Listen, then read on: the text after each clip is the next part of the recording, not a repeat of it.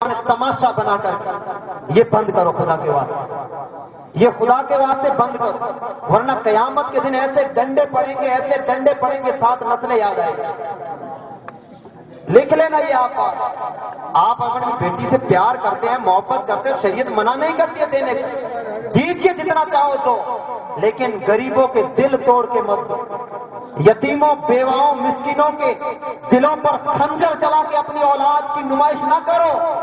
اگر تم اس طرح نمائش کرو گے تو وہ مدینے والا تم سے ناراض ہو جائے گا، وہ مدینے والا ناراض ہو جائے گا۔ آج پتا ہے ہم جہیز دیتے ہیں نا بیٹی کو، جہیز ہے کیا 4-5 برتن، 1 کولر، 1 فریج، یہ جہیز دیا ہے بیٹی کو۔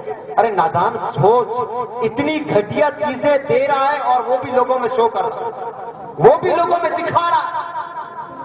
پھر ہم کسے اپنا آئیڈیل مان رہے ہیں؟ پھر ہم کس کے طریقوں کو فالو کر رہے ہیں؟ ذرا سوچو مسلمانوں، کیا یہ نبی کا طریقہ ہے؟ نبی کی 4 بیٹیاں تھی، کتنی بتائیے؟ ہاتھ اٹھائیے، نبی کی بیٹیاں کتنی تھی؟ ابھی میں نوجوانوں کو پوچھ لوں کہ فلم انڈسٹریز میں ہیروئن کتنی ہے، سارے کے سارے کھڑے ہو کے بتا دیں گے اتنی، لیکن یہ پتا نہیں نبی کی بیٹیاں کتنی۔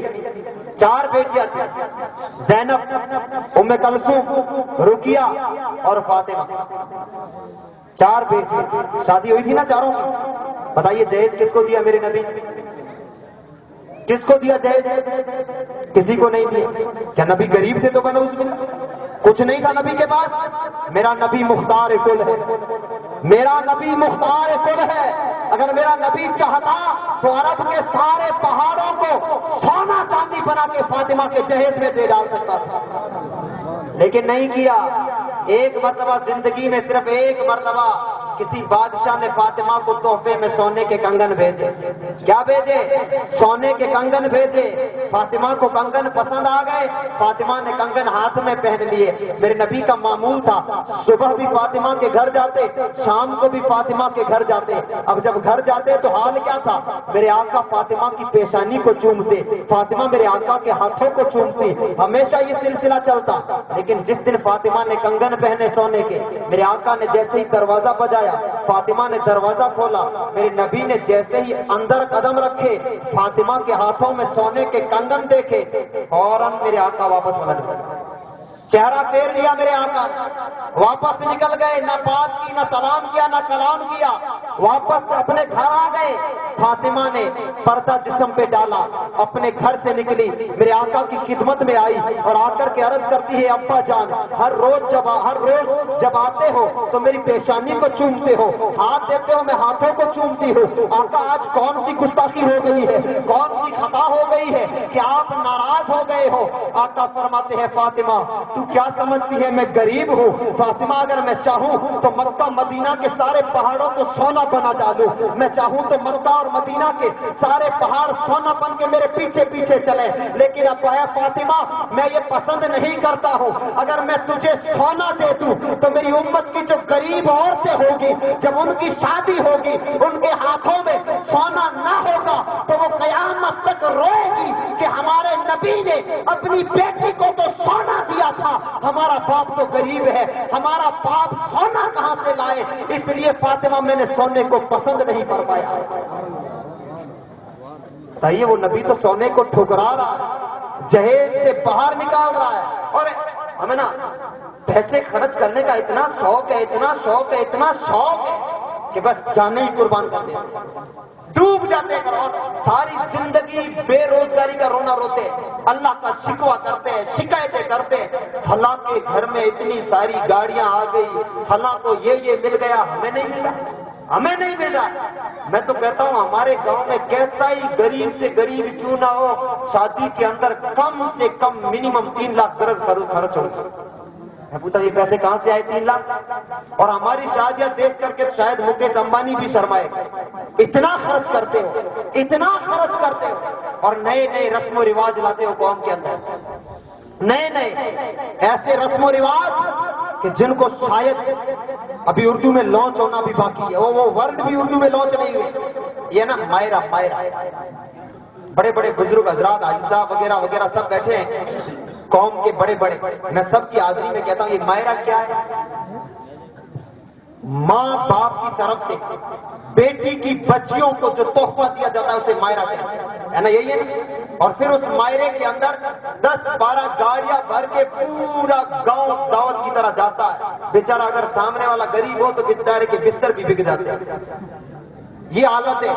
پھر وہاں جا کر کے مائرہ لے کر کے جاتے۔ میں پوچھتا ہوں، میرے نبی کی 4 بیٹیاں تھیں، مکہ کی سب سے امیر عورت تھی خدیجہ، فاطمہ کا مائرہ آیا، زینب کا مائرہ آیا، رقیہ کا مائرہ آیا، ام کلثوم کا مائرہ آیا، سکینہ کا مائرہ آیا۔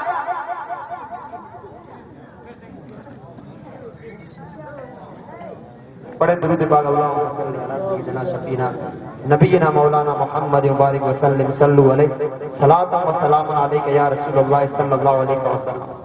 کچھ نہیں، یہ سب من گھڑت ہے، دین اسلام سے کچھ لینا دینا نہیں۔ یہ 4 برتن دے کر کے بیٹی کو جائیداد سے بے دخل کر دیا، زمینیں بیٹوں میں بٹ گئی، گھر بیٹوں میں بٹ گئے، پلاٹ بیٹوں میں بٹ گئے۔ بیٹی کو کیا دیا؟ وہ 4 برتن دیے تھے، وہی ہے بیٹی کا حق۔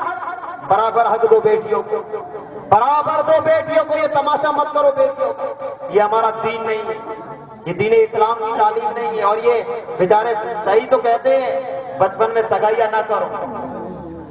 میرے آقا فرماتے ہیں بچوں کی شادیاں بالغ ہونے کے بعد اخلاق دینداری دیکھ کے شادی کرو۔ یہاں تو پیٹ میں کوئی 2 عورتیں مل گئی، میرے پیٹ میں بچہ، میرے پیٹ میں بچی، کر لے سگائی، ہو گئی کام۔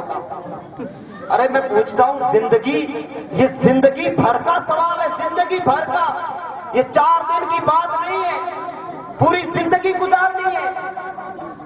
میں ایگزامپل دیتا ہوں، میرے گھر کا ہی دیتا ہوں۔ میری بہن کا رشتہ آیا، ابا نے کہہ دیا کہ ہاں فلاں گاؤں سے آئے ہو، بیٹی کا رشتہ کر دیتا ہوں۔ میں نے پوچھا ابا، میں بہن کو پوچھ کر کے آؤں کہ تیرا رشتہ ہوا؟ ابا کیا کہے؟ کاہے کو؟ بہن کو پوچھنا نہیں، میں نے کر دیا، میں باپ ہوں نا۔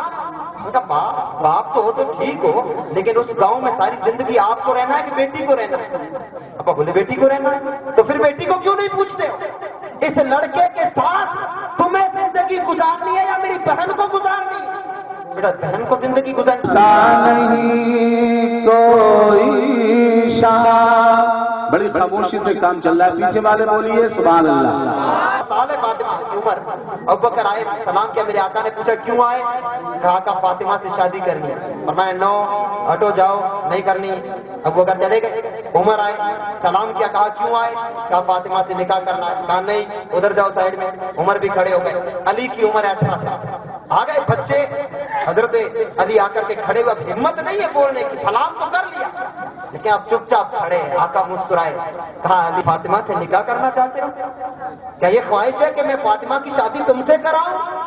علی سر ہلاتے ہیں، ہاں آقا یہی خواہش ہے۔ پھر بھی دیکھو، باپ ہم بڑے نہیں، نہ تم باپ بڑے ہو، دنیا کا سب سے بڑا باپ مدینے کا تاجدار ہے، اور نہ تمہاری بیٹی بڑی ہے نہ ہماری بیٹیاں بڑی ہے، اس کائنات کی سب سے بڑی بیٹی محمد مصطفیٰ کی بیٹی فاطمہ ہے۔ تو میرے آقا نے پکا نہیں کیا کہ میں نے پکی کر لی، کہا انشاءاللہ علی دیکھتے ہیں، پکا نہیں کہا دیکھتے ہیں۔ اٹھ گئے وہاں سے، بیٹی فاطمہ کے پاس، کہا بیٹا علی آیا تھا تیرا رشتہ مانگنے کے لیے، تجھ سے شادی کرنے کے لیے، بتا تیری رضا کیا ہے؟ تو علی سے شادی کرنا چاہتی ہے کہ نہیں چاہتی؟ ارے نبی تو دین یہ سکھائے، ارے شریعت تو یہ ہے، قرآن و حدیث تو یہ ہے، اور یہاں تو لولی ہو کہ لنگڑی ہو، اندھی ہو کہ بہری ہو کہ گونگی ہو، جو ہم نے زبان دے دی یہ اب ہماری مونچھ بن گئی ہے، مونچھ۔ اب مونچھ کٹ گئی، گردنیں کٹے گی لیکن بات نہیں ٹلے گی۔ اب بیٹا چاہے ساری زندگی روتا رہے، بیٹیاں ساری زندگی روتی رہے، لیکن ہماری سماج کی مونچھ نہیں گرنی چاہیے۔ خدا کے واسطے یہ اکڑ کون سی ہے پتا ہے؟ آج یہ بھی کلیئر کر کے بتا دیتا ہوں۔ ابو جہل تھا نا، ابو جہل دین کا سب سے بڑا دشمن۔ لوگوں نے پوچھا تو رات کو نبی کو دیکھتا، صبح دیکھتا، شام کو دیکھتا، دن میں دیکھتا، ہر گھڑی دیکھتا ہے، کیا تو مانتا ہے یہ نبی سچا ہے کہ جھوٹ ہے؟ تو ابو جہل کیا کہتا ہے پتا ہے؟ اے لوگوں، مجھے اتنا یقین ہے کہ میں اتنا کہہ سکتا ہوں کہ کل سورج نکلے یا نہ نکلے اس کا یقین نہیں ہے مجھے، لیکن محمد پر اس سے زیادہ یقین ہے کہ یہ اللہ کا رسول ہے، اللہ کا رسول ہے۔ کہا پھر نادان اتنی لڑائیاں کرتا ہے کلمہ کیوں نہیں پڑھتا ہے، مسلمان کیوں نہیں بنتا ہے؟ کہا لوگ کیا کہیں گے، سماج کیا کہے گا، مونچھ کٹ جائے گی، لوگ کہیں گے تو بھی کلمہ پڑھ لیا، تو بھی مسلمان بن گیا،